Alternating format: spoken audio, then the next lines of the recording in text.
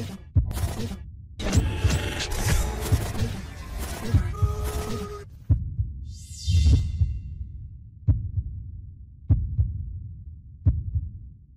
ning arep golek iwak ki, gini-gini sike. Ora kok cekel ngono, ayo teng merucut ngono. Kita kan bisa pakai peledak, buk. Enggak usah digiring-giring.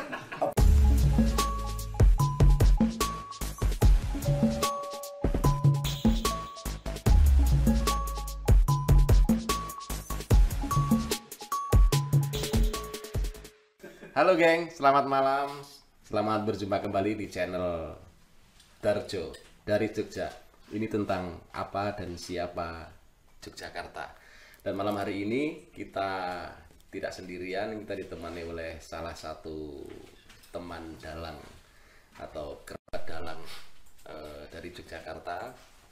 Beliau adalah Mas Sri Mulyono, sarjana seni dan gelar di Keraton Yogyakarta, Mas Lurah Cermo Kartiko. Mas Lurah Cermo Kartiko. Dan tema pada malam hari ini kita akan bicara tentang kita akan mengulik tentang seluk-beluk dunia pedalangan, tentang laku spiritual dalang, tentang apa dan bagaimana dalang, dan banyak pertanyaan yang mungkin belum terjawab dari berbagai macam pertanyaan dari para pemirsa pecinta budaya wayang. Mas Lurah Cermo Kartiko. Karena ini sifatnya agak spiritual, jadi saya manggil gelar keratonnya dulu. Iya Pak teman. Ya. Mas Lurah Cermo Kartiko. Yeah. Bicara soal laku spiritual dalang, ada banyak pertanyaan yang muncul. Apakah yang dilakukan oleh dalang atau apa yang harus dilakukan oleh dalang ketika dia akan manggung? Apakah dia harus puasa dulu? Apakah dia harus melakukan ritual apa dulu? Ini gimana Mas Sri Mulyono? Sebelum saya menjawab juga saya akan menyapa para pemirsa semuanya. Selamat malam dan selamat bertemu kembali. Walaupun baru pertama kali tapi tetap bertemu kembali. Tapi yang jelas Mas kayaknya kalau saya dihadirkan di sini sebenarnya salah sebenarnya. Salah berapa Mas? Salah 1 dapat 9. Karena gini, sesuai dengan jenengan pakai blure, saya juga pakai blure, artinya blure. Saya sampai masker pun juga blure. Ya. Itu sebenarnya itu saya sudah ini itu sudah sebenarnya salah ketika kemudian yang diundang itu tentang dalang seniman murni. Nah, kebetulan saya bukan seniman murni, walaupun tetap berarti oplosan ya. Oplosan seperti apa ya? Jadi maksudnya gini, kan ada teman-teman yang kemudian memang menggeluti tentang pedalangan itu aja sebagai seniman, ya seniman tok. Tapi kemudian kalau saya memang dari awal itu ketika dari kecil memang cita-citanya menjadi pegawai dan juga menjadi dalang, sehingga mungkin akan berbeda dengan teman-teman yang memang fokus menggeluti sebuah bidang profesi. Kita tidak bicara profesi Mas Sri Mulyono sebagai pegawai, tapi saya melihat Mas Sri Mulyono sebagai sosok dalang. Jadi apa yang dilakukan oleh Mas Sri Mulyono ketika memulai awal karir mendalang, apa yang dilakukan, laku spiritualnya seperti apa? Seperti itu. Ya, ada 3 kriteria kalau saya itu menggolongkan. Jadi ada 3 hal yang memang harus dipunyai seorang dalang. Yang pertama adalah jelas teknisnya dia bagaimana mendalang, ilmunya mendalang. Kemudian yang kedua bagaimana menjalin sebuah network atau jaringan. Kemudian yang ketiga adalah memang ada laku batinnya, laku spiritual. Itu pasti ada. Jadi kalau memang katanya dalang kok pakai laku spiritual, nah itu ya kemungkinan kecil untuk menjadi dalang yang besar. Itu ya sangat jarang lah terjadi ketika tanpa ada laku spiritual. Artinya ketika berbicara tentang dunia pedalangan, profesi dalang ini pasti tidak jauh-jauh karena ini memang budaya Jawa. Jadi ya otomatis kita akan pendekatannya pasti ada pendekatan spiritual. Jadi tidak hanya pinter le sabetan, pinter le nyanyi, pinter le suluk, pinter le apa, bukan hanya itu aja. Walaupun itu juga menjadi bagian penting juga. Tetapi laku spiritual ini supaya dalang itu mempunyai kewibawaan. Jadi kewibawaan itu tidak serta merta kita hanya persoalan performan ya. Iya, performan aja terus kita stylenya seperti ini kita berwibawa, bukan. Ya. Dan itu mungkin sudah banyak ada saya melihat banyak yang dilakukan, artinya ya dia hanya mencoba secara fisik ya, untuk melakukan supaya kelihatan berwibawa dengan dia menggunakan stylenya, kostum atau fashion, lebih ke fashion ya. gitu. Jadi kalau fashion itu kan artinya nanti kita yang dilihat cuma luarnya saja, tapi kalau yang memang benar-benar muncul dari dalam, dari batinnya lah, maka kenapa kemudian dinamakan laku batin atau laku spiritual, karena memang nanti yang keluar itu dari dalam, bukan karena soal melulu fashionnya atau masalah busananya. Ya, tapi kalau bicara tadi Mas Sri Mulyana bicara soal laku spiritual, ya. Laku spiritual ini apakah bisa dikategorikan kalau orang sekarang mengatakan itu klenik, Mas? Jadi sebenarnya tahu nggak sih artinya klenik itu kan hal-hal yang kemudian diotak-atik dengan sedikit bumbu-bumbu, itu namanya klenik. Kalau sebenarnya laku spiritual ini sebenarnya hanya bagaimana kita fokus untuk minta kepada Sang Pencipta. Ya, persoalan jalannya itu bermacam-macam. Bermacam-macam. Ya. Ada yang kemudian melakukan laku poso, laku kungkum, ya, lain-lainnya. Nah, itu adalah salah satu untuk membangkitkan inner beauty yang dari dalam. Kekuatan, lebih ke kekuatan batin gitu ya. Kekuatan batin, karena mau tidak mau ketika mendalam itu kan satu malam suntuknya kita bicaranya. Satu malam suntuk itu kita memang harus punya tidak hanya raga yang kuat, tapi juga jiwa juga harus kuat. Jadi memang harus ada laku-laku spiritual, laku prihatin untuk mengheningkan cipta. Bagaimana kita kemudian meminta pada Tuhan agar apa yang kita kerjakan ini memang benar-benar kita tulus, ikhlas, seperti itu. Kalau masalah laku spiritual itu ada yang kemudian poso. Nah, kalau kita bicara kemudian itu kita Jawa, ya memang jangan sampai dicampur adukan dengan agama. Dengan agama itu pasti geseh ya. Pasti dumpio. Yeah. Artinya pasti dia akan terjadi gesekan-gesekan. Jadi wis ngomongke tentang budaya, ya kita kacamatanya dari kacamata budaya. Kalau dilihat dari kacamata yang lain, nanti pasti akan bertolak belakang. Maka dari itu kita sebagai insan perdalangan ya sehendaknya, seyogianya ya memang kita pasti nasionalis. Kemudian kita nguri-uri budaya, ini adalah bentuk dari budaya warisan dari leluhur kita. Kalau masalah laku prihatin ini sekarang kita sudah mengalami perubahan daripada yang dulu, Mas. Kalau sepengetahuan saya, almarhum bapak saya, mungkin almarhum yang jenengan, bapak jenengan, masih yang dulu-dulu itu memang laku spiritualnya lebih kuat ya. Dan lebih prihatinnya itu luwih apa ya? Ya luwih getol lah tinimbang awake dhewe. Karena awake dhewe itu ya isih cek remes lah. Ya. Tapi kalau dalam dulu memang dipersiapkan, ngeleh wangi topo, wangi ini. Sebenarnya apa? Sebenarnya juga hanya ingin menyatukan diri dengan Tuhan agar mendapatkan sesuatu dari Tuhan itu sendiri. Ya, dan mungkin kalau kita bicara dari sisi generasi ya, generasi bapak kita, simbah kita itu kan generasi beliau tidak berada pada masa transisi. Kalau kita kan berada pada masa transisi, artinya kita pada saat sekarang mungkin tertolong dengan teknologi, tertolong dengan yang namanya networking di sosmed kayak gitu ya. Artinya laku spiritualnya mungkin juga tidak pure seperti yang dilakukan oleh orang pendahulu kita gitu ya. Terus gini, tadi kalau mengulik tentang mantra dalam, kemudian bagaimana itu saya tanya betul sama almarhum bapak saya. Itu dari rumah wis ngomong wis donga ini mantra ini metu saka ngomong. Wah, ini menarik ini. Jadi kalau mau berangkat mendalang itu dari rumah sudah berdoa ya. Sudah berdoa. Ya. Berdoa nanti sudah mau naik kendaraan apa, kalau waktu dulu masih ada andong, masih ada sepeda, ya udah berangkat. Setelah berangkat sampai di pojok dusun, pojok desa, itu dia berhenti lagi, kemudian di situ berdoa lagi, artinya kulon nuwun. Kalau kita sama yang artinya sesama manusia ya kulon nuwune mengko karo panitia nih, karo sing di omah. Tapi kalau dengan yang gaib, karena kita bicara seperti apa ya, pedalangan ini tidak akan lepas dari hal gaib. Jadi ono jawabnya nek cara Jawa dijawab. Seperti kita permisi gitu ya. Kulon nuwun. Kulon nuwun ini memang beda, kita beda dunia tapi kita berdampingan.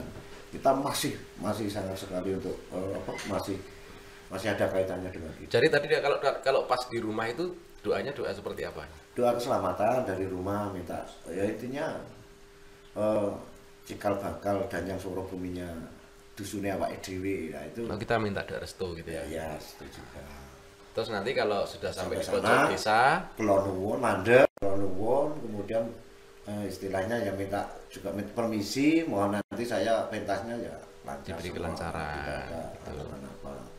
Sudah situ sampai terus masuk dusun nanti sampai sampai mungkin sampai di gerbang itu mungkin ditaruh itu mungkin panitia. Kemudian kita di depan panggung itu orang-orang dulu pasti dia berhenti sebentar. Kalau kita kan enggak, tetap kita sekarang udah. Jadi doa lagi sampai nanti masuk mau ketemu sama sing nanggap panitiane atau wong sing nanggap ndonga meneh. Jadi banyak sekali doa-doa. Belum nanti maju lagi ke panggung menghadap penonton, ini doa lagi. Mau geser mau balik ke kelir itu doa lagi. Nanti sudah akan mulai dalang doa lagi gitu ya. Terus bubut iki apa nyabut kayon. Ya. Ini doa juga. Ya. Ada juga yang di garit. Teboknya gitu ya. Itu ada dua. Tapi kalau saya pernah melihat ketika Mbah Yono akan mulai mendalang, melirik sinden ini terus berdoa itu doa apa itu kira? Kalau itu bukan doa. Doa itu ya.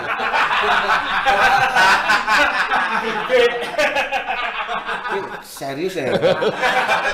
Gila, baik beribet nek ya. Serius dia. Soalnya kan kelihatan kalau ini pas duduk gini kan berdoa. Itu saya melihat kayaknya melirik sidangnya terus umi ini atau merapal mantra apa ya? Itu semar mesem atau apa itu? Bukan ya. Kalau saya sih sebisa mungkin untuk tidak ada hubungan yang spesial dengan teman-teman kru karena menjadi fitnah yang sangat kejam nanti. Belum apa-apa saja saya itu sudah pernah kok dicemburu mergo gara-gara boncengke sinden wis dicemburu. Wis sok meneh rasa boncengke sing enom-enom. Besok meneh nek pentas ki ora sing dijak ora sing enom-enom, sing tuwa-tuwa. Ayo ora payu. Nah, gitu setelah tak teruskan meneh, setelah itu garit itu ada dua arti secara logika aja. Garit itu ini tebok itu ya. Pelepah pisang ya, pelepah pisangnya teboknya di garit itu ada dua arti. Kalau secara logika itu nengeri tengahin kok ngene. Itu secara harafiah ya. Harfiahnya secara logikanya. Oh, engko nek tengah mbakno. Senternya. Sentere engko nek nyebloki gunungan tengah ngendi kok dadak ngetke gayore kan wagu. Nah, itu wis kayak tengah itu. Tapi kemudian kalau yang secara spiritualnya itu ada mantranya karena tapi untuk mantra-mantra memang tidak kita kasih di sini. Sebenarnya mantranya cuman ya sedikit aja. Orang garit tepok ning garit atine sing padha nonton. Oh gitu supaya garit ati itu bahasa Indonesianya apa ya? Angel Mas. Sulit itu ya. Bahasa Jawa iki sok kadang angel itu bahasa Indonesia. Membekas di hati biar supaya membekas di hati para penonton gitu ya. Ya. Terus kan bedol. Iki banyak pertanyaan kok dadak pucukane gunungan dadak dinyet-nyet karo dianu iki gampang dah. Itu juga kita mikirnya karena kita di dunia modern itu ada artinya sih sebenarnya. Artinya kalau secara rafiahnya aja ya main bangun baik gitu untuk perform aja ya. Tapi kalau secara batiniannya memang itu tinggo naleni atau tinggo bingkem penonton ini menurut rame fokus karena awake dhewe.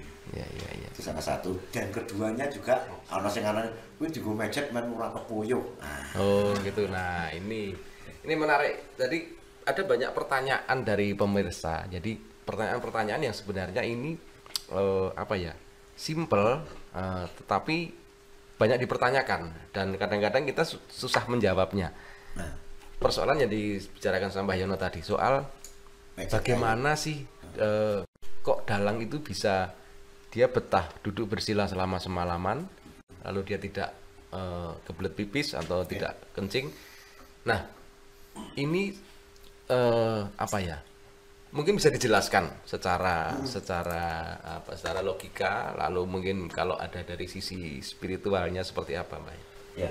Sekali lagi untuk yang spiritualnya tadi mecet itu sebenarnya udah ada mantranya juga. Jadi gue nyegah ngantuk, nyegah kita capek sama ini, sama pipis. Itu ada mantranya sendiri. Kemudian kalau secara logika tentang tidak bisa, kenapa kita betah untuk bersila satu malam, tidak kencing atau ora pipis, itu secara biologis aja. Ketika kita fokus, pikiran fokus kepada, karena kita sebagai seorang dalang itu dituntut menguasai semuanya. Jadi ketika kita mau lakoni apa, muka sing domongke apa, sing sulukane apa, dan gendinge apa dan lain-lainnya, itu sehingga kita fokus, tidak kefokus kepada si ini tadi si Oh iya. sama keju morale silo ki ora mergane sesuk bakal ikut bayaran. Iya, jadi fokusnya lebih ke bagaimana dia berpikir untuk melakukan hal-hal yang akan akan kita lakukan, pentaskan, ya. akan kita pertunjukkan itu. Artinya jadi ini jadi lupa akan hal-hal yang sifatnya kayak kaki sakit, Ya. atau kepengen pipis atau apa, jadi lupa gitu ya. Ya nek lupa banget sih orang mas nek nggon sakit. Dan kadang ya wajar lah ketika kita tetap bersila seperti ini berjam-jam itu pasti kita capek. Sebenarnya ada relaksasinya ketika kita kemudian ganti kakinya ya. Ganti posisi Ganti gitu posisi ya. kaki satu. Kalau memang sekarang kan ora kaya mbiyen Mas. Nek mbiyen ki penontonnya kan mburi kelir ana penonton. Ya. Jadi saru nek dilelang kok kono anu dalange slonjor ngene iki ya. Slonjor. Nek saru nek kono. Nek saiki mburi panggung ki ming tembok ya.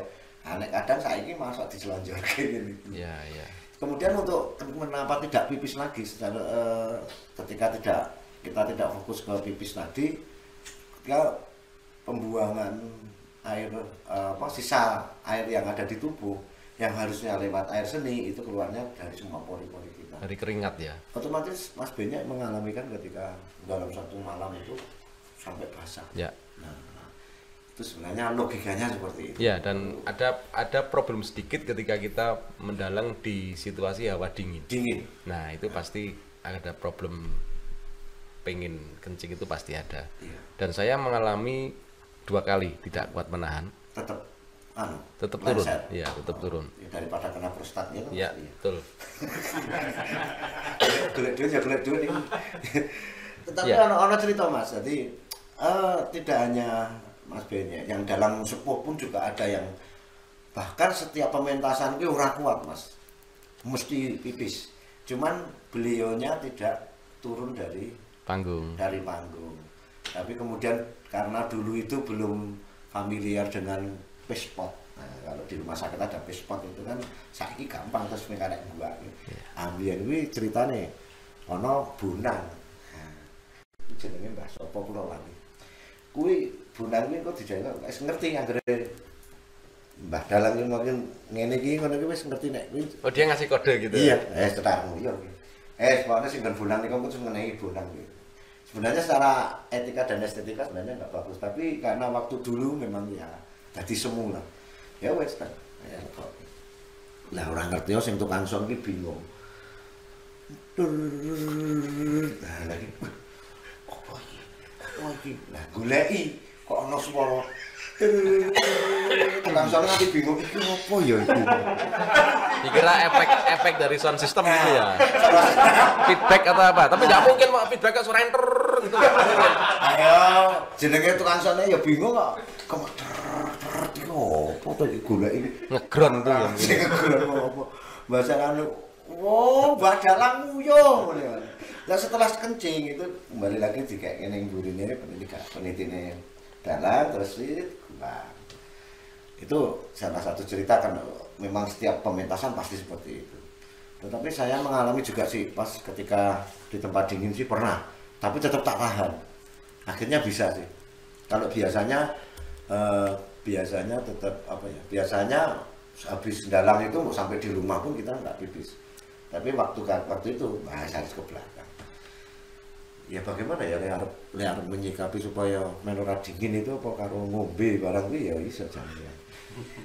Ya tapi tetap kalau kita minum dalam artian kita minum penghangat gitu ya, atau jamu atau semacam alkohol gitu, itu pasti tetap malah semakin kepengin pipis gitu. Jadi kalau secara logika mungkin masuk akal ya, ketika kita di hawa biasa seperti ini kita memainkan wayang terus keluar keringat, ini bisa mengurangi air yang lewat si ini ya.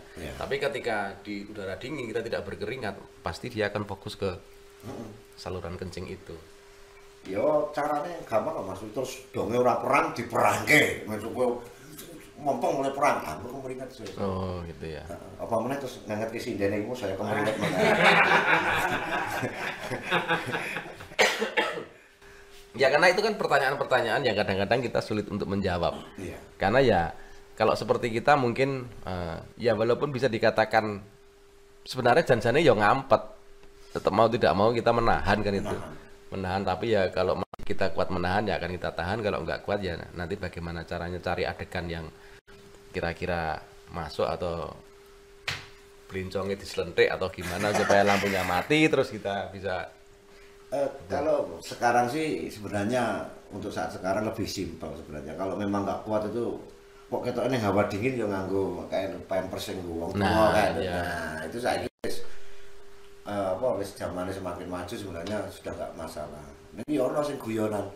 Apa terus nganggo selang ya Pak, kayak amboke selang mah ra iso metu mah celaka.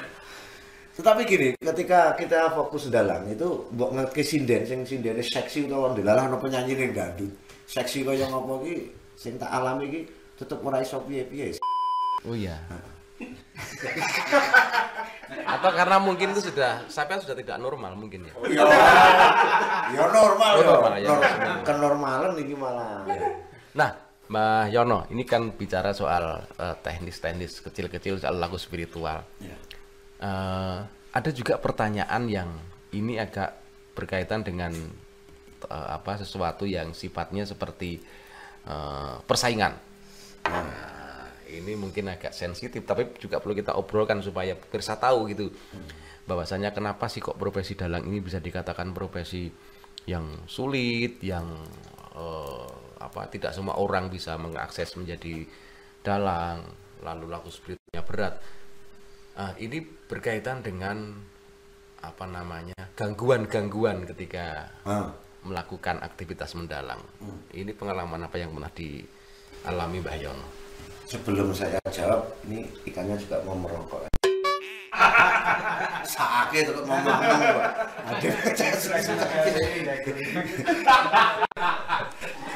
Jadi kalau kalau saya sih secara langsung belum pernah sih, karena memang intensitas saya mendalang kan nggak seperti teman-teman yang lainnya. Saya artinya saya tidak terlalu intens atau banyak job untuk mendalangnya, itu kan juga nggak terlalu banyak, sehingga untuk pengalaman secara pengganggu itu nggak, cuman ada cerita-cerita yang unik aja. Jadi kalau waktu simbah-simbah dulu, waktu bapak dulu itu memang ketika dalang nang wilayah kono kuwi kok ana dalang liyane, itu dawake dhewe. Artinya kita bersilaturahmi, karena kita masuk pada wilayah beliau gitu ya. Istilahnya nek cara anu sawahe. Iya, daerah teritorial. Makanya minta izin. Nah, ketika itu tidak dilakukan, ya apalagi terkenal si dalang yang ada di situ memang sering seperti itu ya, pasti diganggu, pasti. Karena apa ya, menyangkut harga diri atau bagaimana. Jadi, waktu dulu digawe pelepah pisang atau teboknya udah di atas dipancepi ora iso. terus ana sing cerita gandeng dalange ngerti ya luwih ngerti terus panah-panahnya diucalke temacem nggon wit kambing. Jadi kayak semacam perang kesaktian gitu ya. Perang kesaktian kalau dulu. Tapi kalau untuk masa-masa sekarang sih kayaknya sudah jarang terjadi. Kalau masa sekarang mungkin perangnya perang baser ya.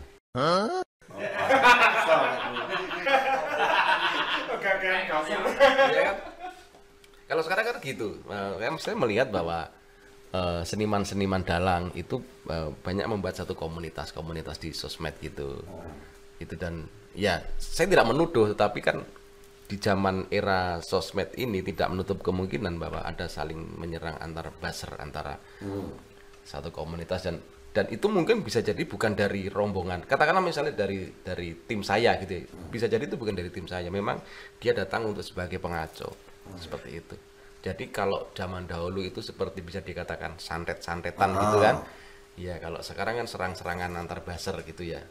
Itu juga masuk, berarti buzzer itu juga termasuk ilmu santet juga ya? Buzzer kok beser? Karena mau baru ngomong tentang uyuh-uyuh ngerti kok buzzer. Ya mungkin beda beda alam, beda generasi, sehingga gangguan-gangguannya juga akan berbeda.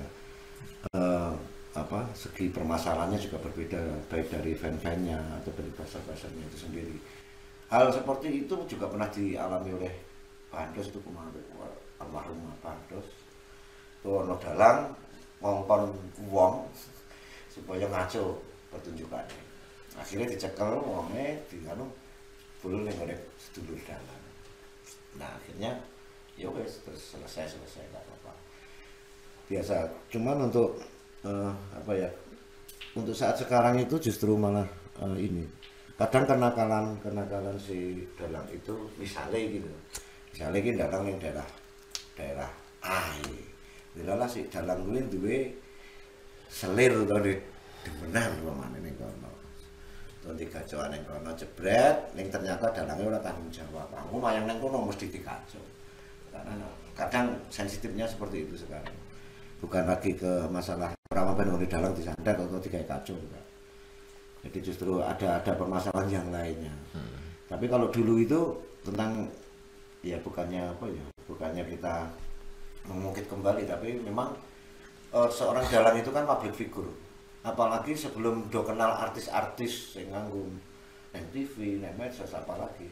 Dulu kan rungono public figure itu ya artis lokalan situ apa? Ya. Kok dalang, apa ketoprak atau apa yang lainnya. Nah, aku nang kono kuwi sapa wae sing iso dalange kuwi ngepek wong kono, keluargane seneng. Ya karena memiliki karisma yang luar biasa ya, yang namanya seniman itu biasa dalang, bisa dia pemain ketoprak atau pemain jadilan gitu aja sudah ini ya, dia bisa punya eksistensi yang tinggi gitu ya di mata masyarakat gitu. Ya. Jadi memang ketika bicara tentang kita menjadi seniman, menjadi pelaku seni itu memang mau tidak mau menjadi barang obrolan karena kita yang dekat dengan masyarakat, sehingga kadang ada sebuah judgement, berarti ngejudge nek dalang apa ning kesenian iki pokoke wong itu selingkuhan bojone akeh. Ya, itu yang sering muncul pertanyaan. Oh, sik Mas, kupingku lara Mas ora. Ya, itu sering muncul pertanyaan. Nah, itu nyambung dari apa omongannya Mbah Yono tadi. Ada banyak pertanyaan yang menanyakan kenapa sih kalau dalang itu pasti istrinya tidak satu, istrinya banyak. Itu faktornya seperti apa? Jadi gini. Atau karena sering begadang semalaman gitu, jadi punya libido yang lebih tinggi gitu. Oh, maksudnya kan kuwi ini toh? Loh, lah iya opo kalau bukan itu? Kuwi masuk jenisnya uang nek kuwi Mas. Oh, kategori itu ya. Kategori jenis, tapi kebanyakan ngono kuwi. Saya nggak tahu pasti ada pengaruhnya ketika kita begadang pasti. Begadang itu pasti kita sudah 5 udute banter, nggon kuwine ya ganas. Jadi suhu tubuhnya panas gitu ya. Karena panas toh, karena kita kurang tidur atau suhu badan kita panas mempengaruhi. Tapi yang kaitannya dengan itu tadi loh Mas, yang menjudgment teman-teman kita seniman. Artinya orang-orang umum yang menjudgment kita dan seniman-seniman. Karena memang seniman-seniman tradisi itu yang paling dekat dengan masyarakat. Ya. Sehingga dia tahunya seperti itu. Walaupun sebenarnya di bidang-bidang lain, di profesi yang lain itu sebenarnya ada yang lebih parah daripada mungkin lebih ya parah. dari sosok dalang gitu ya. Iya, lebih parah. Tapi karena memang dia tidak begitu terekspos, Ya, sangat karena dia private. bukan public figure ya. Ya public figure, tapi masalah itu kan private. Mereka Ya. nggak terlalu. Cuman kalau dalang itu justru ketika digandengan ini malah seneng terus dipamer-pamer gitu. Oh gitu. Kalau Mbak Yana sendiri seperti apa?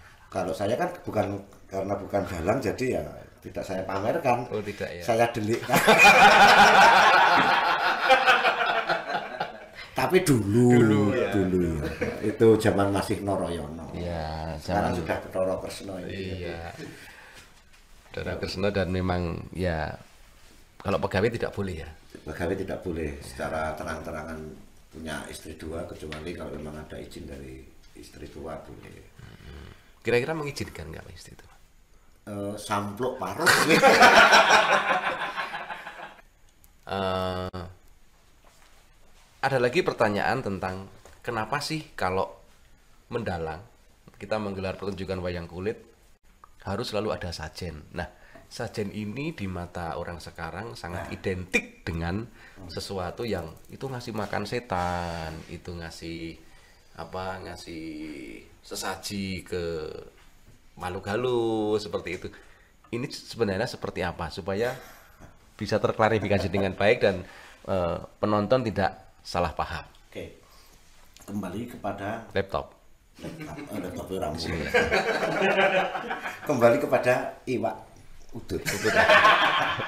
Nanti ini Mas, nanti masalah nggon apa ya? Ya seperti itu yang ditanya. Masalahnya gini, apapun yang kita perbuat, apapun yang kita lakukan itu sebenarnya kita tetap enggak, sugestinya ada enggak. Kadang ada juga yang teman dalang yang tidak pakai sajen tabrak ya rapopo. Ya nyatanya ya rapopo kan gitu. Artinya kalau kita menambah aja sugesti aja. Kemudian kalau sajen, sesaji itu sebenarnya ya bagaimana ya, karena dunia kita sekarang ini kan sensitif. Jadi kalau sekali lagi bicara tentang seni tradisi, tentang budaya, kalau memang dicampur dengan agama pasti konslet. Tetapi saya akan berusaha untuk sedikit memberi klarifikasi. Jadi si sajen-sajen itu kan sebenarnya doa.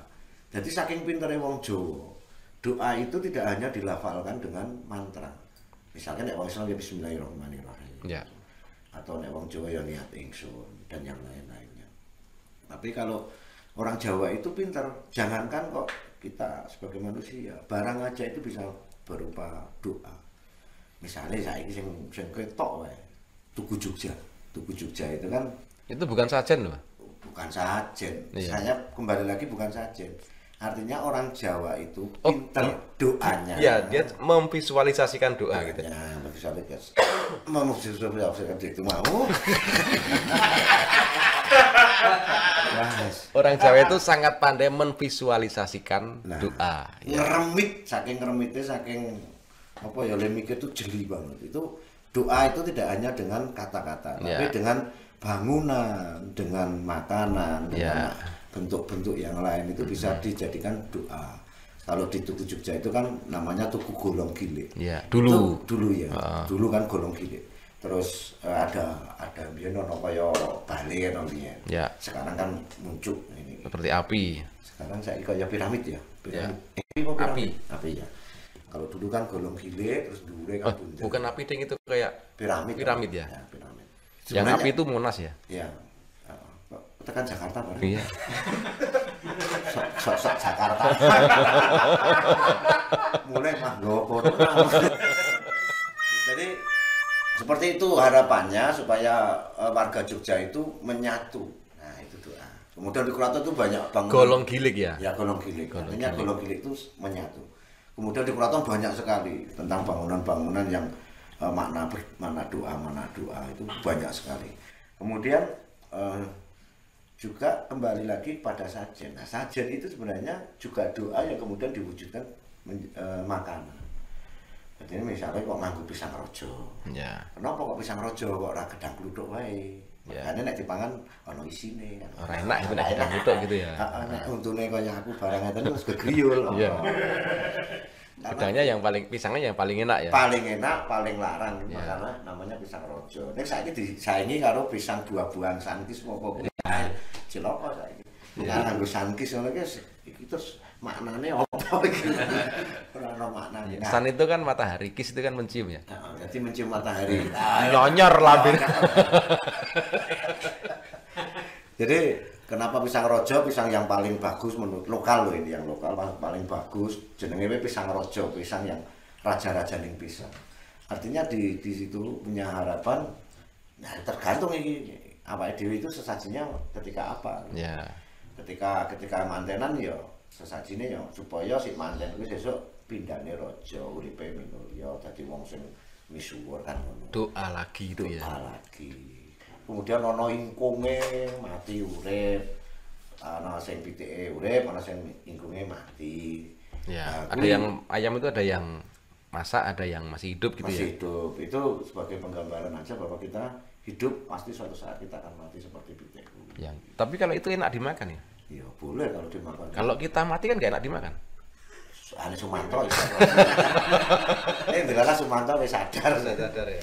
Nah, itu hal-hal yang kemudian kita untuk apa istilahnya untuk melogiskan aja. Iya, seperti terus itu. misalnya ada. Walaupun gini Mas, walaupun sebenarnya ini pandangan kita. Jadi kita itu hidup mau di dalam Al-Quran maupun kitab-kitab yang lain, Injil ataupun yang lainnya, itu tetap disebutkan kok makhluk Tuhan itu ada manusia, ada jin, ada malaikat, Ya, ada iblis, ada apa, ada beberapa dunia lah.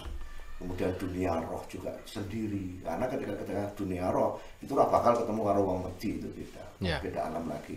Nah, kita berdampingan dengan alam-alam ini.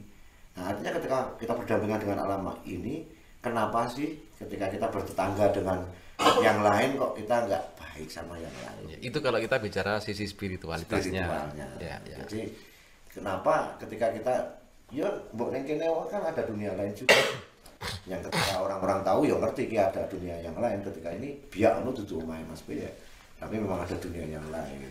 Ya itu yang sebenarnya kita harus mengingat bahwa kita sebagai makhluk Tuhan, sama makhluk Tuhan, kita saling menghormati. Iya, terus misalnya dalam sajian itu ada namanya tumpeng gitu kan. Tumpeng itu kan mengerucut seperti garis vertikal gitu kan. Terus kalau di dalam bahasa Jawa saya pernah mendengar bahwa tumpeng itu artinya adalah tumapaing penggayuh.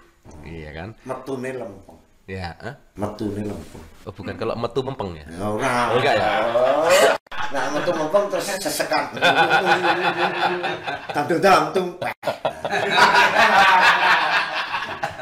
Iya. Jadi itu juga semacam doa-doa ya, tumapaing penggayuh supaya apa yang dikajatkan oleh si punya gawe ini bisa terlaksana gitu ya. Nah, ini sebuah klarifikasi yang menurut saya supaya untuk meluruskan bahwa di beberapa tempat nggak usah pakai sajian aja itu kan ya seperti yang dikatakan Mbak Yono tadi, persoalan kebudayaan, persoalan budaya dicampurkan dengan persoalan kepercayaan, jadi ini agak nggak bakalan ketemu gitu kan. Jadi seolah-olah itu sebenarnya real sepur aja. Jadi mau sampai tekan Jakarta kan real iki ora bakal ketemu. Nek ketemu mending Gelimpang sepur. Ya. Jadi memang harus terus bersama. Ya itu jadi salah satu slogan yang bersatu kita teguh, bercerai kita runtuh tidak berlaku pada rel sepur ya. Ya tidak berlaku. Ya. Kalau bercerai ya kawin lagi. Nah, Mbak Yono, jadi ada beberapa pendapat yang mengatakan bahwa menjadi sosok dalang atau menjadi seorang dalang yang apa ya, yang dalam artian dalang sebagai profesi, bukan dalang sebagai cuma sebagai hobi, bukan sebagai status sosial, tapi ini benar-benar untuk sebagai mata pencaharian. Nah, apakah benar bahwa seorang dalang itu harus menjadi seorang dalang itu harus dari keturunan dalang? Ben kondang. Ya. Kondang ya. Enggak, maksudnya gini, banyak dalang-dalang yang bermunculan tetapi ketika itu bukan dari dari turunan dalang, dia akan hilang dengan sendirinya. Fenomenanya seperti itu. Makanya lalu ada pertanyaan yang muncul, apakah yang boleh menjadi dalang itu hanya yang punya darah dalang atau berketurunan dalang?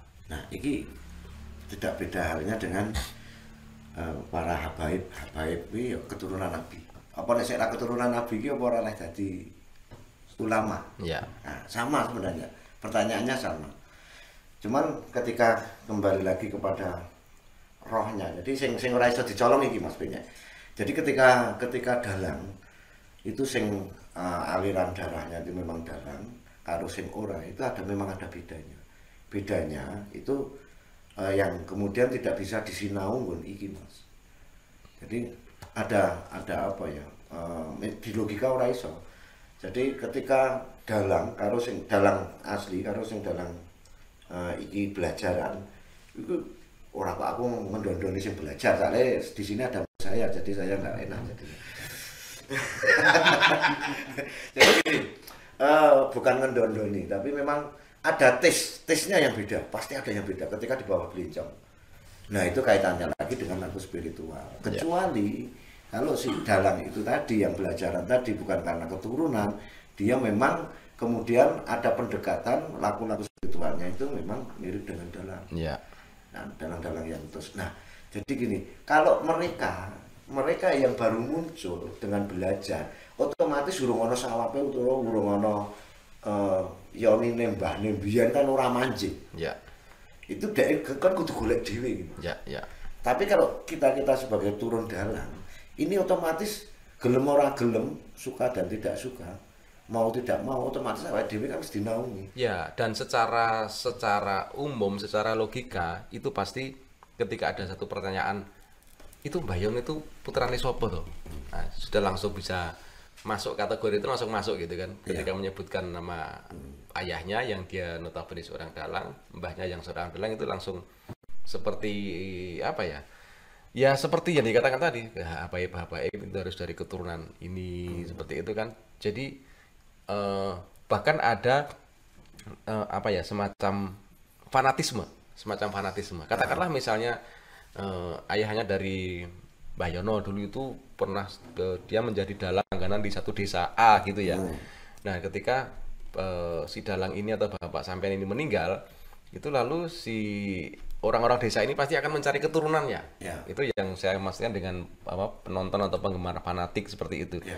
Pasti akan mencari keturunannya. Dan itu mungkin salah satu faktor yang bisa dikatakan, kalau Mbah Yono bicara lebih ke yoni, lebih ke apa, kewahyon atau energi dari para leluhurnya yang masuk. Kalau saya mungkin ke logikanya mungkin secara umum orang-orang penonton fanatis itu akan mencari keturunan dari apa, dalang yang sudah meninggal ini gitu Ya, mungkin. karena memang kegontuhan ketika suatu daerah. Oh, nek pas keluargane kono ki wayangane engko Ya, hasilnya baru wayangan ki engko masyarakatnya piye ngono. Ya. Kadang ada seperti itu. kalau itu kaitannya dengan fertility, dengan apa, pertanian gitu, wah ini Apa nanti kaitannya dengan apa? fertility. Oh. Fertility itu kesuburan. Oh. Iya. Saya agak merinding kalau Itu lebih ke apa ya, kalau dulu kan biasanya untuk merti desa, kalau apa sebagian besar masyarakatnya adalah petani, pasti kaitannya dengan panen tahun depan gitu. Kalau nggak pakai dalang keturunan itu panennya kurang bagus. Tapi sekarang sudah mulai bergeser. Ya, walaupun sebenarnya juga banyak sekali, kalau dalam bahasa Jawa mengatakan tunggak jarak merajak tunggak jati mati, itu juga banyak gitu ya, artinya yang dari turun-turun. Walaupun nanti itu ketika satu generasi ini mati pasti akan muncul lagi di generasi berikutnya. Itu pasti ada seperti itu. Jadi gini loh Mas, tentang profesi apapun itu pasti ada benang merahnya Mas. Kenapa nggak hijau? Ya karena kalau hijau kita harus jalan, kalau merah kan kita Berhenti, ya. Berhenti harus mencari-cari dulu ya. Karena golek duit. Nah men, jadi benang merahnya saiki ngene wae, rasa dadoh wae sing gampang wae. Lurah. Kenapa kok dadi lurah? Mesti ana garis merah. Ya, dulu Nek ora bapakne, mbahne. nek ora pakdine, mesti ana garis keturunan. Enggak beda semuanya seperti itu. kenapa menjadi pemimpin kayak Pak Jokowi misalnya kok sudah jadi presiden, ini ditarik benang merahnya mesti ono monggo Mas, pasti ada. Semua yang terjadi itu saya kira tidak hanya secara kebetulan, jadi semua pasti ada asap, pasti ada api. Oh gitu. Mbah Yono, jadi sejak tadi Anda selalu mengatakan bahwa saya bukan dalang, saya bukan dalang. Tetapi saya tahu bahwa Anda ini adalah guru, salah satu guru besar di Pamulangan Dalang di Habirando, di Keraton Habirando itu tempat untuk sanggar untuk berlatih mendalang ya, yang diakui secara legal di keraton. Di keraton. Nah, Habirando Hanggiarake Biworo Rancangan Dalang. Hanggiarake Biworo Rancangan Dalang. Jadi itu bahasa Indonesianya apa ya? Hanggiarake itu mengumumkan, menyebarkan Hanggiarake apa Habirando. Hanggi. Biworo Rancangan Dalang nyebarke menawa pengumuman, nyebarke pengumuman yen kene iki bahasa Indonesia Des menyebarkan atau apa itu Des?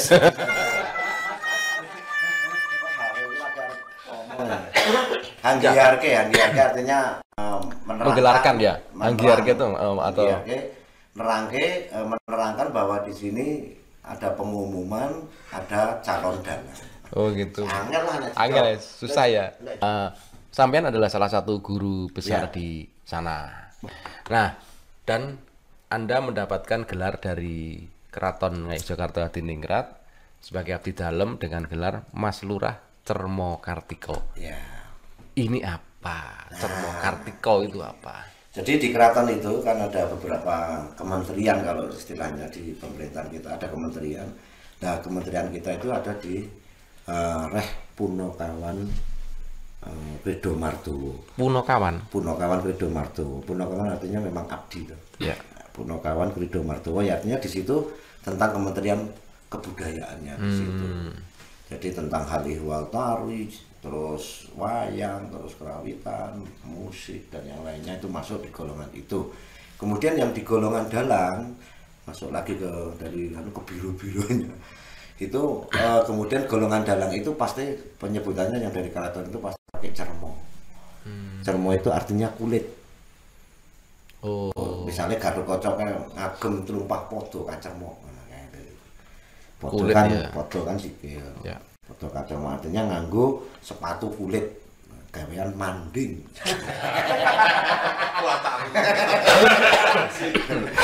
Nah, cermo itu artinya kulit. Ya. Kemudian kalau hal-hal yang lain embel-embel di belakangnya itu nanti disesuaikan biasanya kalau mau diberikan. Ini ada yang nunggak semi, artinya dulu dipakai eyangnya terus ngabdi dipakai sama cucunya, bisa gitu. istilahnya nunggak semi. Kalau saya Kartiko, Kartiko itu artinya lintang. Saya nggak tahu supaya saya bisa bersinar seperti bintang ya, dan mempengaruhi para sinden. Seperti itu. Jadi setiap semua golongan yang ada di keraton pasti pakai cermo kalau reh dalang. Kemudian kalau pengrawit ya pakai nama-nama gending-gending, menyan seto, terus gandrung manis dan yang lain. Oh itu untuk nama-nama pradonggo di keraton ya. Nah ini kalau teman-teman ini mau jadi abdi apa ya? Jadi kalau di keraton itu kan ada pusaka-pusaka gitu kan. Pusaka itu ada gelarnya. Kakak itu kan Kanjeng Kiai. Ya, kalau di teman-teman Darjo ini ada lagi kakak. Kakak itu apa? Ketek kopyo. Ketek kopyo itu yang ya makanya yang untuk kongkonan ngalor ngidul itu namanya ketek kopyo. Iya, itu justru dengan adanya Humas. Oh, tapi dengan tidak ada seperti itu kita kacau. Kacau ya. Ya, justru kita harus berterima kasih. Harus kita junjung yang tinggi, setelah itu kita banting. Mas Sri Mulyono. Iya, Mas Benyek, bagaimana? Melihat kemajuan teknologi yang ada di era sekarang ini, saya hanya akan bicara soal teknik pendidikan. Dulu kalau kita mau belajar suluk atau bukan mendalang, suluk saja. Suluk itu lagu ketika kita akan melakukan sesuatu pada adegan wayang. Itu kita Misalnya kita akan meniru suluknya salah satu dalang yang kita suka. Ketika kita nonton pertama pasti belum hafal. Nah, ketika ingin menghafalkan pasti harus menonton lagi pertunjukannya lagi bentuknya. Makanya kalau dulu saya juga pernah dipesan oleh ayah saya supaya selalu menonton wayang. Kamu harus selalu menonton wayang. Sejelek-jeleknya pasti ada sesuatu yang kamu bisa petik. Gitu. Sebaik-baiknya dalang tidak bisa kamu pakai semua ilmunya gitu. Nah, yang ingin saya tanyakan ini soal sisi positif dan negatif. Kalau untuk orang sekarang belajar ini sangat mudah. Kalau dulu kita belajar bisa nonton wayang, kita bisa nyantrik, kita bisa ya yang akan saya maksudkan adalah kalau sekarang kita belajar bisa lewat sanggar, ada Habirando atau sanggar-sanggar yang di luar Habirando. Lalu kita yang paling sederhana sekali kita bisa belajar lewat YouTube. Karena semua pertunjukan sekarang bahkan tutorial itu ada di YouTube semua, tutorial sabetan, tutorial suluk dan ada di situ. Nah, menurut sampean apa kelebihan dan kekurangan ketika kita belajar secara instan di YouTube atau di channel-channel tutorial di sosmed gitu? Not zaman kelakonnya, artinya kita mengikuti perubahan zaman dan kemajuan zaman. Artinya memang dulu nyantrik, sekarang belajar melalui media apapun bisa sekarang. Itu plus minusnya. Jadi gini, kita flashback dulu yang ke sana. Kalau dulu itu belajarnya itu belajar siswa aktif, benar-benar cerdas. Karena apa? Di sana tidak akan pernah diterangkan, oh cara sabetan ini. Ya. Jadi saya justru mengira dulu yang belajar dulu dengan metode yang dulu itu walaupun tidak canggih, tapi dia akan lebih mengena karena dia benar-benar mencari. Bahasanya apa tadi? Siswa aktif. Belajar siswa aktif, artinya belum semuanya sebenarnya aktif juga, tapi kalau dulu itu misalnya tanya, Pak Dalang mau bengi iki lakone piye? Matamu merem turu micek wae. Ya. Itu sebenarnya kemudian menggugah merangsang pikiran kita untuk kita bagaimana kita benar-benar tahu bagaimana sih jalan ceritanya. Artinya juga butuh sebuah kecerdasan untuk belajar di zaman dahulu ya. Nah, justru malah cerdas kalau orang dulu karena memang metodenya sangat tidak sedetail sekarang. Kalau sekarang kita bisa mengulang. Nah, dorong iso sekarang di replay ya. Nah, kalau dulu yang dulu ya itu kelebihannya adalah kemudian dia bisa langsung ke hati. Artinya langsung masuk, begitu masuk ya sudah. Nggak bisa keluar. Nggak bisa keluar kalau memang niatnya tidak dikeluarkan itu. Aneh tak. Ini serius. Iya. Serius lagi. Saya ngerokok dulu biar nanti muncul lagi. Iya. Ikannya sudah ngerokok dulu. Nah, kemudian ada hal yang di situ, apa sih kebiasaan seorang dalang ketika di situ nyantrik di situ dia akhirnya tahu, oh aku tidak didalangi piye. Nah, ini yang kemudian tidak didapat di YouTube. Ini kelebihannya, dia tahu lagiane dalang di kepiye, persiapannya dalang kepiye. Nggak usah tanya, dia dengan nyantrik di situ pasti tahu. Itu kelebihannya kalau kita nyantrik ya. Nyantrik dengan koyong biyen. Nah, itu kelebihannya. Memang kekurangannya kita kurang detail, tetapi merangsang kita untuk cerdas. Nah, sekarang yang pakai media atau pakai audio dan visual, baik apapun itu, baik YouTube maupun dengan VCD atau apa, itu bisa kita ulang-ulang terus. Tetapi kemudian ketika ada kesulitan, kita tidak bisa tanya, masa iki mau njengklit ke piye mau ya YouTube kan nggak mungkin. Loh, itu kan bisa kita akses di tutorial, Pak. Itu iya kan, tutorial cara jengklit ke wayang itu sudah ada. Iya, ada, tapi ketika kita hanya melihat atau kita hanya membaca sambil kita praktek, langsung dipraktekkan iki loh kuncinya gini. Nah, kebanyakan tutorial itu tidak dikasih kunci-kunci. Oh, dia tidak menjelaskan secara detail. Dia harus dia harus melempar tingginya seberapa. Terus ini ayunannya bagaimana kan enggak? Ya. Cuma main iki ngene lho posisinya kayak tuncal ya kan. Ya. Tapi sebenarnya kan ini ada kekuatan kekuatan apa? Ugel-ugel. Ugel-ugel. Bahasa Indonesianya apa sih ugel-ugel? Patah-patah ya? Sendi, patah-patah rak ngene indul. Itu yang patah-patah. Jadi apa yang saya ngomong? Ugel-ugel teknik. Teknik. Nah, teknik ugel-ugel itu kalau tidak dilatih ora iso Mas. Kalau dulu kenapa tidak nyantrik di sana itu supaya bekerja keras. Ngusungi watu, ngusungi botol. Iya, dan kerjanya bahkan mungkin tidak ada kaitannya dengan wayang itu ya. Tidak ada kaitannya dengan wayang, tapi dengan tidak sadar ternyata si dalang itu memberikan arahan seperti itu, memerintah seperti itu sebenarnya untuk penguatan ugel-ugel ini. Sehingga ketika ya enggak nih, itu masa ngusungi watu kekuatan ugel-ugel. Gini loh Mas, ketika ngusung ugel-ugel kan gini tuh. Kok ngusung ugel-ugel. Ngusung watu. Nah, watu kan gini kan. Nah, kan otomatis sini kan persendiannya kira-kira Kuat ya, lebih kuat. lebih kuat. Jadi ketika main wayang, permainan wayang itu bukan karena yang potok gede-gede yang terbiasa nge-gym terus kudu pokok sama rasa Nggak betah. bisa ya, dia nggak luas ininya ya. Enggak luas. Nah, Jadi yang bisa luas gini ya gini. ini ya harus ada teorinya kali. Jadi teorinya gini. Ini sudah kayak nah, gini. Nah, gini ini dan juga gini. Nah, Ya. ini untuk keterampilan jari seperti ini. Tapi mungkin juga itu juga salah satu bagaimana si dalang senior ini menyeleksi para cantrik-cantriknya ini ya mungkin ya salah Seleksi satu alam pasti. seleksi alam gitu kan. Seleksi alam. Kamu betah nggak tak suruh kayak gini? Iya.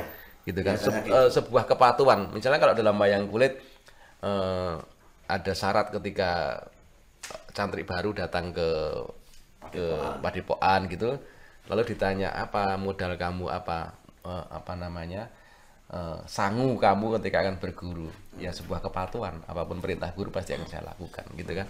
Itu nah kembali lagi kepada yang YouTube tadi. Nah, itu dia lebih detail, dia akan seperti ini. Tapi memang kemudian minusnya itu memang kemudian hal di luar secara teknis itu dia harus cari lagi. Ya, dan saya kalau boleh menambahkan, lalu memang ini mengutip salah satu dialog kemarin ketika kita persiapan pentas kolaborasi di Senata Dharma. Itu adalah salah satu teman yang mengatakan alih wahana ketika satu pertunjukan dialih wahanakan menjadi salah satu pertunjukan daring, ini tidak semuanya menjadi efektif. Artinya ketika pertunjukan wayang kulit atau tutorial belajar mendalang itu dialih wahanakan menjadi sebuah video gitu kan. Artinya seperti yang mungkin secara detailnya sudah dikatakan Pak Yono tadi, ada sesuatu yang tidak didapatkan oleh seorang yang belajar itu. Artinya ketika ada kesulitan, ya salah satunya itu ketika ada kesulitan tidak bisa langsung bertanya, karena itu kan kita berproses dengan mesin gitu kan. Saya ditakoni YouTube iki piye carane juga. Itu lalu yang tidak didapatkan adalah suasana-suasana lain ketika kita menonton satu buah pertunjukan wayang. Kalau kita menonton live pasti ada atmosfer lain, kita bisa jalan-jalan, kita bisa beli ronde, kita bisa beli ronde atau mau ini mengintip bakule ya. Rondene bakule. Iya, kita beli bakmi gitu. Kalau kita menonton di YouTube kan nggak bisa seperti itu. Iya, iso mulai dibungkus. Iya, bisa. Atau kita mau nonton YouTube tapi kita menyediakan di sini ada ronde, ada bakmi, ada ya, bisa. Artinya kemudian ya kita prihatin aja dengan suasana sekarang ini. Semoga ini semua bisa cepat berlalu. Nggak bisa kalau secepat. Iya. Wah, berarti senangnya sing suwe positif. Loh, ini justru yang harus saya tanyakan ke sampai ya. Gimana? Suka yang lama atau suka yang ya melihat situasi dan kondisi gitu ya. Mas Sri Mulyono, ini juga satu apa namanya dilema, salah satu dilema yang dialami oleh teman-teman dalang pemula atau adik-adik saya atau anak-anak saya yang baru belajar mulai mendalang. Pertanyaan saya sangat simpel sekali. Sebenarnya menjadi dalang ini pekerjaan yang menjanjikan enggak sih?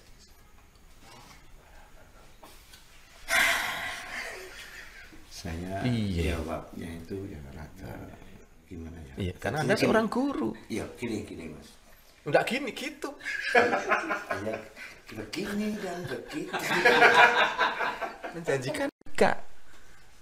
Apa gunanya sampean ngajar kalau tidak menjanjikan? Oke, akan saya jawab. Jadi belajar mendalam itu kan apalagi kalau di kita kan di Habirando itu kan banyak apa dari berbagai macam background dia. Pertanyaan saya menjanjikan atau tidak? Ya kok sikik Mas. Iki kan iya. yang jawab kan kudu di cara ning arep golek iwak ki. Nah, gini sikik. Iya. Ora kok cekel ngono ayo to merucut ngono. Kita kan bisa pakai peledak, buk. Enggak usah digiring-giring. Apa ya aja sinau diledake. Wah ya aneh iki. Wong sinau mayang kok diledake. Iya, persoalannya itu karena itu banyak bahkan ada salah satu parian di tembang apa namanya eling-eling itu Banyumasan itu cuma itu marang dalang isih bodoh. Dalang profesi dalang. Jadi gini, untuk dalang Menjanjikan atau tidak? iya ini ayo tak kalang sikit dulu. Kok menjanjikan ora iki lemu takon ngoyo. Kaya di Maduyak Bang Plecit malah. Jadi gini, masalah menjanjikan dan tidak itu tergantung dengan satu memang ada faktor nasib juga. Yang kedua sebenarnya harus ada pemerintah dan juga seniman itu memang harus ada kebersamaan. Karena sekarang nggak usah sangkar-sangkar, yang legal pun seperti SMKI ataupun ISI yang menelurkan banyak calon-calon seniman itu kalau tidak disertai dengan peluang untuk mendapatkan sebuah lapangan pekerjaan, paling tidak lapangan pekerjaan itu kan banyak. Jadi gini, belajar mendalang itu tidak kemudian melulu menjadi seorang profesi dalang, kemudian ada yang menjadi budayawan atau menjadi pengamat atau menjadi yang lainnya, atau menjadi pekerja seni yang lainnya sebagai pemerintah atau sebagai apa ikut pemerintah. Tapi yang jelas ketika mendalang ini sekarang itu posisinya itu berbalik arah dengan yang tahun-tahun dulu. Kalau tahun-tahun dulu itu ketika mbah-mbah kita, bapak-bapak kita itu ketika mendalang keturunan itu tidak banyak yang kemudian belajar mendalang, sehingga generasi penerus untuk mendalang ini hanya sedikit. Tetapi orang yang mau menggunakan jasa dalang ini banyak, sehingga peluang untuk mendapatkan itu lebih banyak. Karena dalangi sithik ning sing nanggap akeh. Ya. Walaupun juga itu nanti ada seleksi alam, tidak semua ini dalang sing iki mau yo sing selagine wae sithik wae, dalangi sithik wae ora kabeh iso muncul. Artinya kemudian kembali ke faktor nasib. Nah, kalau kemudian bicara tentang itu menjanjikan atau tidak, itu artinya Anda jangan bicara, kalau bicara seni itu jangan sampai 1 + 1 sama dengan 2, nggak bisa. Loh, lanjut gimana itu? Lah 1 + 1 ilmunya ya 1 + 1 itu 2, bahkan itu ada lagunya. 1 ditambah 1. Bukan 3. Ayo itu kan kalau saya kan bilang berbicara tentang seni, walau ini pedalangan itu tidak bisa hitungan matematika 1 + 1 sama dengan 2. Artinya ketika kita belajar mendalang kemudian kita menjadi dalang, itu belum tentu. Karena apa? Karena 1 faktor nasib, kemudian juga 2 faktor dari usaha kita. Ketika kita belajar mendalang, kalau hanya belajar aja, kemudian kita juga tidak mengumumkan diri bahwa saya iso mayang loh. Nah itu ya saya ngerti nek dalang ya. Kalau saya lebih sepakat dengan pendapat Anda yang kedua. Bagaimana usaha kita? Nah ya usaha nih toh Mas. Nah, jadi kalau saya mengamati jawaban dari Mas Rimulyan tadi, ya Anda bicara sebagai guru yang tidak bisa memberikan hitam dan putih. Jadi Anda memberikan sesuatu yang abu-abu. Kalau saya menjawabnya seperti ini. Semua pekerjaan kalau kita tekuni pasti akan mendatangkan hasil. Itu jawaban seniman kayak gitu. Lah kono kok tak takon. Saya host. Saya harus bertanya kepada narasumber. Loh, tapi kan saya juga punya pendirian, saya juga punya prinsip sendiri. Ya saya host, Anda guru. Beda ini. Ada yang berbeda. Anda menjawab sesuai dengan keselamatan. Protap keselamatan Anda sebagai guru. Bukan masalah itu. Kalau pertanyaannya itu ketika saya sama dengan Anda, ya saya repot bojone sampean. Kok repot? Kamu kok nek kleru aku. Ya kalau jangan menjawabnya seperti itu. Jadi ini juga bukan sekedar motivasi ya, bukan sekedar motivasi, tetapi memang semua pekerjaan dan artinya justru kalau saya malah menyarankan supaya artinya ketika seperti ini, ketika siapapun menentukan pilihannya untuk menjadi dalang, pastikan bahwa profesi Anda itu menjanjikan, gitu kan? Karena kalau awalnya saja kita sudah tidak yakin dengan apa yang kita lakukan, ya itu pasti tidak akan menjadi apa-apa. Itu yang pertama. Kita tidak akan berpikir tentang bagaimana persaingan yang semakin ketat. Kalau di zaman simbah-simbah dulu kita itu pelakunya nggak begitu banyak. Artinya kan dari arah pembicaraan yang Mas Rimul tadi bahwa persaingan di era sekarang memang semakin lebih ketat, lebih ketat dan membutuhkan sebuah kerja keras untuk mencapai. Kalau kita bermain bola itu pasti harus ada goalnya. Kita goalnya mau kemana sih? Yang saya maksudkan adalah ketika kamu menjadi seorang dalang, ya fokuslah kepada pekerjaan kamu. Seperti itu, kecuali seperti Anda seorang pegawai yang ketika tidak mendalang, bulanannya sudah cukup supaya kendilnya tidak guling. Tapi bagaimana ketika kita fokus pada satu pekerjaan yang memang itu salah satu-satunya sumber penghasilan kita, mau tidak mau kita harus fight di situ. Nah benar. Ketika saya tidak pegawai, mungkin ini job saya mendalang akan lebih beda. Ya. Tapi karena ketika saya sudah menjadi pegawai, sehingga untuk fokus ke dalangnya agak bias. Ya. Itulah. Artinya memang tergantung dari usaha kita tentang jamin atau tidaknya, benar sampai tadi. Betul, dan makanya saya tadi di awal mengatakan bahwa profesi mendalang itu menurut saya ada bermacam-macam. Ketika menentukan pilihan sebagai dalang, katakanlah ketika saya adalah orang awam, saya belajar di Habirando untuk membangun pondasi dasar ilmu pedalangan saya. Saya akan belajar di Habirando. Ketika saya sudah mendapatkan ilmu pondasi dasar di Habirando, ini kan tergantung ketika saya sudah lulus kan, lalu ilmu itu akan saya aplikasikan seperti apa, akan saya kembangkan seperti apa, akan saya kolaborasikan seperti apa, itu kan terserah dari saya. Gitu. Nah, saya pikir ketika kita sudah menentukan pilihan bahwa mendalang itu akan saya jadikan sebagai mata pencaharian hidup saya, ini pasti akan berpikirnya lain ketika mendalang saya sudah lulus di Habirando, ini sudah cukup, ini pasti akan beda. Terus ada lagi misalnya banyak fenomena sekarang yang muncul, ya bisa mendalang tetapi sebenarnya lebih untuk status sosial. Katakanlah dia seorang pejabat atau seorang public figure gitu. Nah, supaya lebih mendeklarasikan dia seorang public figure yang budoyo gitu, lalu dia belajar mendalang dan dia mampu mengcover semua biaya yang ada di situ, lalu dia muncul sebagai dalang. Artinya kan ini beda, secara misi dan visi beda. Dalang yang dalang yang memang lalu menjadi mata pencaharian, dalangnya sebagai hobi, dan dalang sebagai status sosial. Tapi yang kena yang jelas Pak yang kena ya. Ya apa-apa Mas Bos. Ya apa-apa, karena nek jelas itu jeli gelas. Jadi kelas loro Mas. Sakit ya? Loro. Kegedean. Ada gelas yang kecil ada loh. Ada ya? Ada. Seloki itu ya. Seloki itu yang masak itu loh. Itu namanya, itu kayak ikan ya. Koi. Jadi ketika saya mengajar di Habirando pun, ketika saya bertanya sama murid-murid kenapa mau belajar, ada yang ingin tahu ilmunya hanya sekedar pengisi di waktu menjelang pensiun, kemudian ada yang masih muda-muda itu pasti jawabnya nanti untuk profesi. Ya.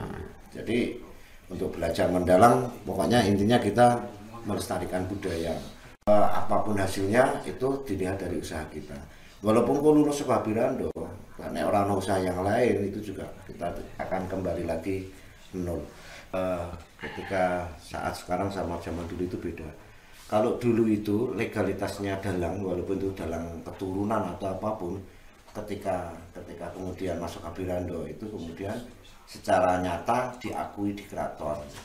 Kalau sudah diakui di masyarakat, tapi kemudian di keraton kok belum, itu kayaknya kurang sempurna. Semacam apa Ya, legalitas ya. ya legalitas. Walaupun ada yang kemudian banyak dari para leluhur dalang yang kemudian tidak ngabdi di keraton pun, tapi di luar tetap dia kondang dan apa. Seperti ketika misalnya sampean itu dalang ya, pernah dalang di Sasono Inggil belum? Seperti itu, semacam formalitas atau legalitas untuk menjadi dalang sebenarnya gitu. Sebenarnya gitu. Tapi sekarang pergeseran nilai itu karena memang apa, kalau dulu Habirando yang mau masuk Habirando itu memang benar-benar diuji. Selain bakat, dia benar-benar sudah punya sangu, sudah punya bekal. Ya. Tapi sekarang dari nol. Ya. Sehingga lulusan kemarin sama yang sekarang Pasti beda karena memang dari awalnya sudah penempaannya beda. Bekalnya beda.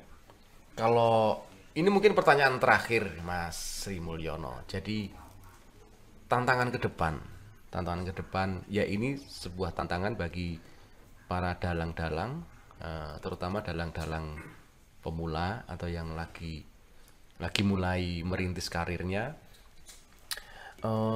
Seperti apa tantangan ke depan? Karena kalau kita melihat persaingan semakin ketat, lalu teknologi juga semakin canggih. Artinya kalau dulu mungkin orang akan banyak suka menonton wayang karena pilihan hiburannya banyak gitu ya. Ya.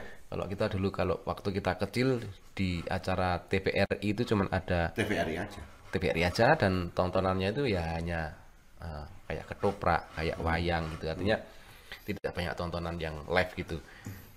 Ke depan Mas, ini yang saya tanyakan, mungkin itu juga akan berkaitan dengan bagaimana metode yang metode yang akan diberikan sampeyan untuk mendidik para generasi ini. Ke depannya tantangannya akan seperti apa? Dua hal yang harus digarisbawahi. Satu, kita akan menjadi seorang yang kemudian sebagai pelestari atau gegeki tradisi, kita kokoh sama tradisi, atau konservatif gitu ya? Konservatif, atau kita mau menjadi profesi dalang. Karena beda Mas. Ya. Ketika kita hanya konservasi, kemudian kita hanya mempertahankan nilai-nilai tradisi, otomatis ini nanti jangan bicara tentang kita laku atau tidak. Artinya tidak ada hal lain yang akan, ketika aku nek dalang piye, nek orang dalang piye. Tetapi ketika kemudian menjadi profesi, nah ini ada dua pilihan. Kemudian tetap karena tradisi, apa arep mengikuti zaman. Ya, atau menjadi entertainer. Nah, entertainer. Kalau menjadi entertainer dan itu menjadikan profesi, artinya berkaitan dengan perut, otomatis kita akan melihat pangsa. Ke depan itu pangsanya seperti apa. Ya. Itu dengan berkaitan dengan perkembangan zaman seperti ini. Kemudian kalau yang tradisi ini memang benar-benar dia tidak mau arti leleh luas, yang penting budi cukup, aku rasa salah. Tapi dia punya sumber penghasilan. Nah, ini menarik Mas Bayono. Ini menarik. Ketika dengan bicara tradisi, ini lalu saya tergelitik, tradisi itu jangan seperti apa sih? Maksudnya gini, kalau kita bicara tradisi, sebenarnya acuan kita adalah orang-orang atau dalang-dalang sebelum kita. Ya. Gitu. Nah, apakah ini tidak bisa berubah menurut perkembangan zaman, dalam tanda kutip si tradisi ini? Nah, mengulik tentang tradisi, ini saya juga dimanapun saya bicara sama. Jadi sesuatu yang kemudian dilakukan secara koloni, secara kebersamaan, kemudian menjadikan bentuk baru yang kemudian itu diakui secara menyeluruh, itu akhirnya menjadi tradisi. Tradisi itu sebenarnya ini sebuah kesepakatan bersama ya. Kesepakatan bersama. Yang lalu itu dipakemkan menjadi tradisi itu ya. Sehingga tradisinya yang kita tahu tentang dulu pementasannya bapak-bapak ini dewi atau satu tingkat sebelum kita, itu kayak mana kayak lho bayangan tradisi. Tapi sebelum itu sebenarnya ada yang lebih tradisi lagi. Bapak-bapak atau pendahulu kita itu sudah mengalami perubahan juga. Ya. turun kita mengalami perubahan juga, nanti turun ke anak cucu kita akan mengalami perubahan juga, karena dekadenya mereka akan beda dengan kita bisa melihat ke sana sama melihat yang lebih dekat. Batasan apa yang bisa kita lihat bahwa itu sudah tidak tradisi lagi? Jadi gini, kalau kita bicara wayang yang artinya kemudian yang adiluhung artinya penuh dengan tatanan, dengan etika dan estetikanya. Artinya ya benar-benar wayang itu dalang ya, bagaimana dalang itu yang sengguh, nyawiji greget sengguh orang mingkuh. Ya. Nah itu seperti itu sebenarnya, gending, gandang, gendung dan yang lainnya seperti itu. Tapi batasan-batasan gendung edannya itu seperti apa juga ada batasannya sesuai dengan etika dan estetika. Itu yang kemudian masuk dalam nilai-nilai yang masih tradisi atau yang masih pakem. Artinya tradisi itu lebih pada nilai ya, pada nilai bahwa ketika kita bicara tradisi pasti ada nilai di situ, gitu ya. Walaupun gini Mas, walaupun sekarang perkembangannya, kalau dulu etikanya itu rasa ngetek sinden. Ya. Nah itu kemudian dulu masih pakai sepeda untel, gitu. Sekarang udah pakai sepeda motor, gitu ya. Artinya bahwa perkembangan ini selalu menarik, karena apa? Setiap perkembangan ini pasti ada pro kontra pasti. Ya. Sehingga nanti etikanya akan berubah juga ketika nanti semakin kesana. Misalkan anak dan cucu kita nanti sekarang saya baru fenomenal misalnya Pak Seno, yang ngerti tradisinya ya kayak Pak Seno. Ya. Yo ramane yo kaya ngono, anune kaya ngono. Seperti itu. Dia belum bisa melihat ke sana. Walaupun nanti mereka masih bisa melihat ke sana yang lebih jauh lagi dengan adanya media yang baik di YouTube maupun disimpan di VCD ataupun apa yang lainnya tersimpan di situ. Mereka masih bisa melihat, oh ini yang lebih tradisi ya dulu. Tapi dia tidak akan tertarik, karena sementara ini yang paling menarik adalah yang ini. Ya, yang lebih ngintertain gitu ya. Entertain. Ya. Nah, kalau bicara tentang tradisi, pakem dan ini semuanya bias semuanya. Karena pasti ada perubahan walaupun sedikit maupun banyak, secara frontal maupun tidak, itu pasti ada perkembangan terus. Memang tugas instansi terkait yang kemudian harus memuseumkan, artinya nek tradisi sing iso didokumentasikan itu seperti ini. Nah, seperti itu. Karena otomatis di segi apapun, di bidang apapun semua terdegradasi dengan perkembangan anak-anak maupun perubahan dekade itu pasti ada degradasi, pasti ada pengurangan nilai, pengurangan tatanan dan yang lainnya, itu pasti.